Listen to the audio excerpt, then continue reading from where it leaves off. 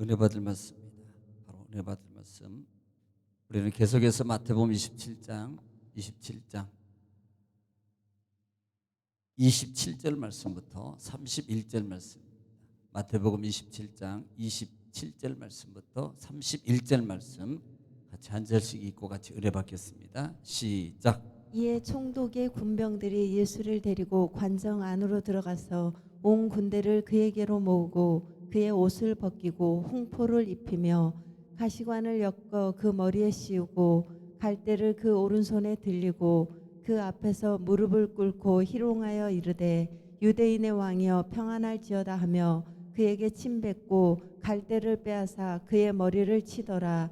희롱을 다한 후 홍포를 벗기고 도로 그의 옷을 입혀 십자가에 못 박으려고 끌고 나가니라. 아멘. 아멘. 사랑의 아버지 감사합니다. 하나님 간밤도 은혜 가운데 우리를 쉬게 하시고 아버지 시간도 하나님을 찬양하며 하나님의 말씀에 생명의 떡을 먹을 수 있도록 은총을 허락하신 아버지 감사합니다.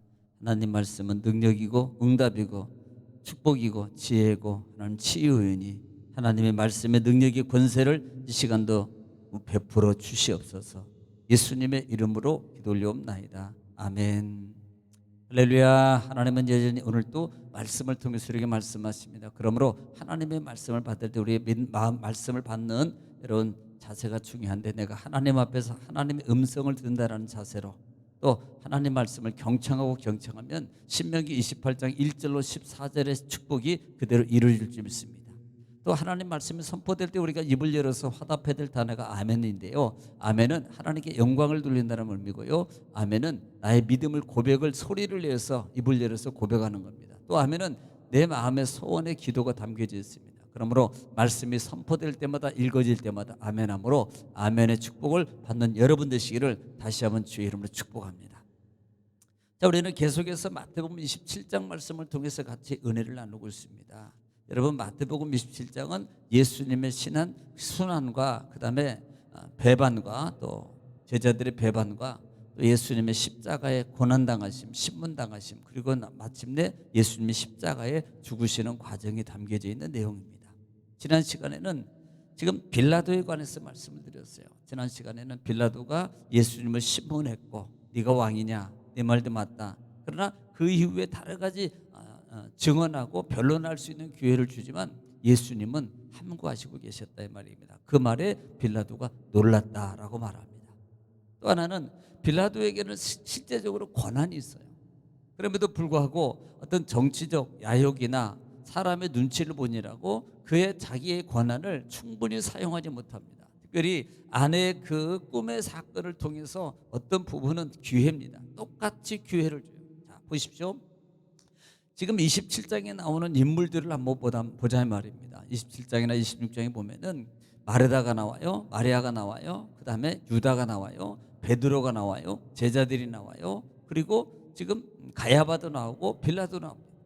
그런데 여러분, 똑같은 죄 가운데 그 다음에 실수할 수 있어요. 판단을 잘못할 수 있습니다. 그럼에도 불구하고 두 가지로 나눠져요. 하나는 헌신, 하나는 정죄, 또 하나는 기회를 잡고 회개했느냐 안 했느냐에 따라서 달라지더라 이 말이에요. 충분히 자기가 선택할 수 있고 권한을 사용할 수 있지만 그것을 사용하지 않고 육적 욕심이나 그 다음에 육적 생각을 통해서 또 사람을 통해서 보고 판단함으로 말미암아 그 결과는 편리하게 달라져요. 아니, 영원히 달라지더라 이 말입니다. 우리는 그러므로 사람을 보는 게 아니고 하나님을 보고 말씀을 보고 사람의 눈치에, 사람의 말에, 사람의 상황에 좌우되지 않고 하나님 말씀에 좌우되는 여러분 되시기를 주님의 이름으로 축원합니다.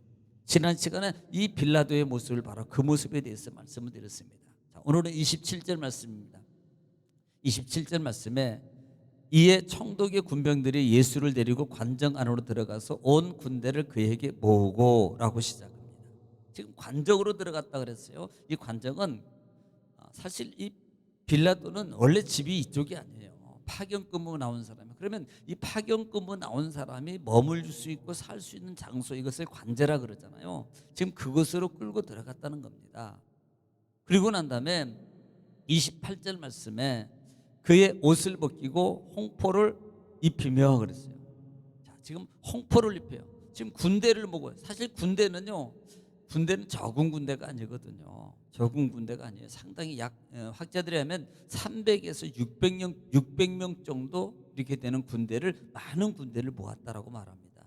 그들이 그 예수님의 옷을 벗기고 홍포를 입히며 그랬어요. 자, 옷을 벗기고 홍포를 대신 입혔습니다.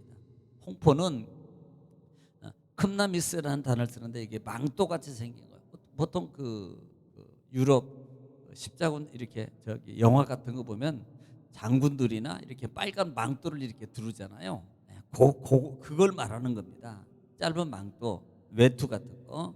이것은 누가 했냐면 군인이나 장교나 그다음에 뭐 행정장관이나 왕들, 황제들이 이걸 자기 어떤 권위의식 이런 걸 가지고 나타내기 위해서 근데 이것을 누구에게? 예수님에게 입히는 거예요.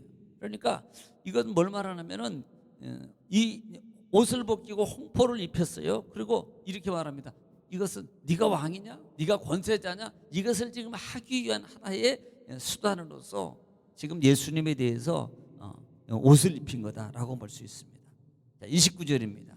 가시관을 엮고 그 머리에 씌우고 갈대를 그 오른손에 들리고 그 앞에서 무릎을 꿇고 희롱하여 이르되 유대인의 왕이여 평안할지어다 하며 그랬어요. 자, 지금 그 머리에 뭘 씌워요? 가시관을 엮어서 홍포를 입히고 그다음에 가시관을 엮어서 그 머리에 씌우고 그랬습니다. 이 가시관은 사실 가시관이 원래 황제가 그 머리에 그 면류관 비쓴 디베르라는 황제는 머리에 면류관을 이렇게 썼어요. 그런데 지금 그걸 흉내내어서 예수님에게는 뭘 씌우냐면 그 당시에 그 탱자나무 같은 가시나무가 있습니다. 상당히 날카롭고, 그런데 그것을 예수님의 머리에 씌운 거예요. 네. 그리고 난 다음에 또 하나는 뭐예요? 오른손에 갈대를 그 오른손에 들게 하고, 갈대를 오른손에 들게 한 이유는 옛날에 황제들이, 그다음에 뭐 보통 우리나라 조선시대 왕들도 보면은 이렇게 짧은 나무막지 또는 그 어떤 패 같은 거 있어요. 그런 종류거든요. 임금들이 상징적 자기 권위나 어떤 것을 부나 이런 상징하기 위해서 들고 있는 겁니다. 그러니까 그런 것들을 지금 예수님 손에 들리고 그다음에 그 앞에서 무릎을 꿇고 희롱하여 이르되 유대인의 왕이여 평안할지어다 하며 그랬어요. 그러니까 왕으로 조롱하기 위해서 네가 진짜 왕이야? 홍포 입히고 그다음에 가시관 씌우고 갈대를 그 오른손에 들리고 그 앞에 그냥 정말 이건 치욕적인 모습이라 이 말입니다. 예. 그래서 30절 말씀에 30절에 그에게 침뱉고 갈대를 빼앗아 그의 머리를 치더라 그랬어요. 자, 이번엔 처음에는 지금 조롱하고 그다음에는 뭐예요? 예수님을 능멸하는 겁니다.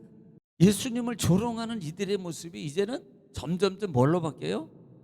폭력으로 바뀌어요. 그러니까 치더라는 이 원어의 의미가 미완료예요. 미완료. 그러니까 미완료 이 말은 뭐 계속하는 거예요. 계속. 그러니까 한 번 이렇게 두 번 하고 때리고 이게 아니고요. 계속적으로 네가 왕이야? 네가 뭐 전체 이렇게 막 침을 뱉으면서 능멸하는 겁니다. 그럼에도 불구하고 예수님 뭐예요? 하나도 대꾸 안 하셔요. 예수님이 힘이 없어서가 아니고 능력이 없으셔서 그런 게 아니라 이 말입니다.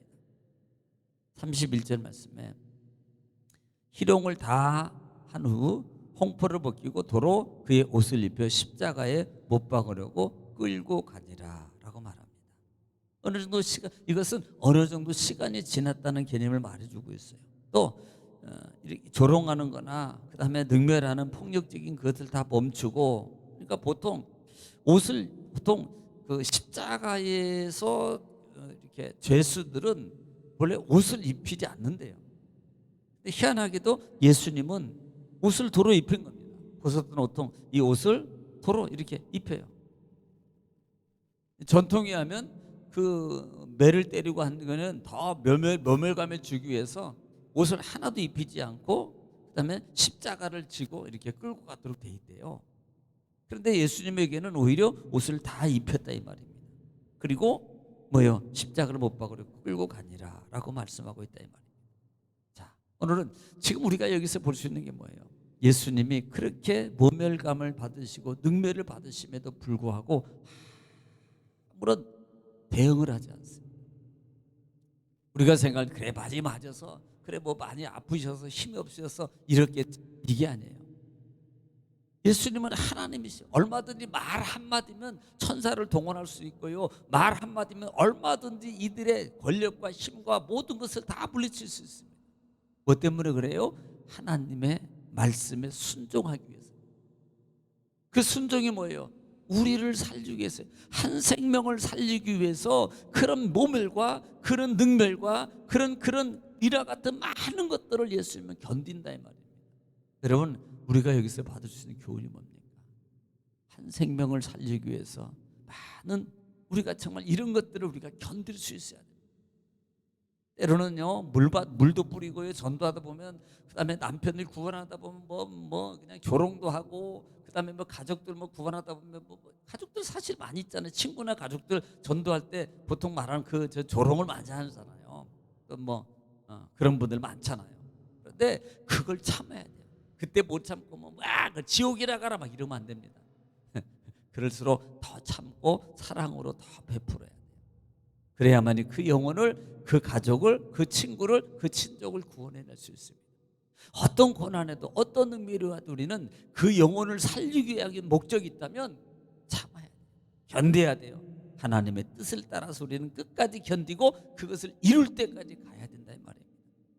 그러므로 오늘 여러분 주님 안에서 오늘 말씀을 통해서 여러분 기억하시고, 또 말씀을 이루기 위해서 우리가 성령의 힘이 아니고는 할 수 없습니다.